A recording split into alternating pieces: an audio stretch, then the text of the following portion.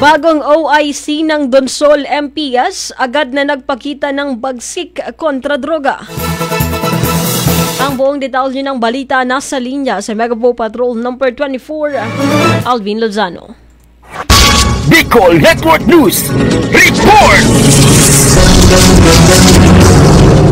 Matapos mga pong hepe ng Donsol Municipal Police Station, agad ipinakita na Police Captain Alwin M. Latonio ang kanyang determinasyon laban sa iligal na droga matapos ang matagumpay na bypass operation na nagresulta sa pagkakaaresto ng isang drug personality sa Barangay Ugod.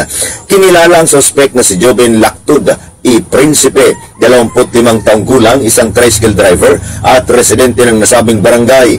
Nahuli siya matapos magbenta ng isang heat-sealed transparent plastic sachet na naglalaman ng hinihinalang pinatuyong dahon ng marijuana sa isang pulis na nagpanggap bilang buyer. Bilang kapalit, tinanggap ng suspect ang halagang 500 pesos na binubuo ng 2 tunay na 100 bill at 3 pekeng 100 bill.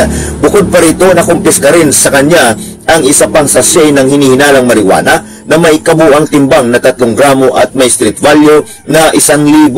Ang mga nakuhang ebidensya ay dadalhin sa Regional Forensic Unit 5 para sa pagsusuri habang nasa kustudiya na ng Donsol MPS ang suspect para sa kaukulang disposisyon.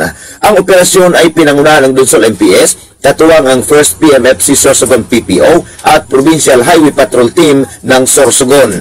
Patuloy ang mahigpit na kampanya ng Donsol PNP laban sa iligal na droga sa pangunguna ni Police Captain Latonio, kasabay ng panawagan sa publiko na makipagtulungan upang masugpo ang krimen sa bayan. Kasama mo sa pagbabalita para sa Bicol Network News, Megapo Patrol numero 24, Alvin Lozano, tatak tunay na serbisyo.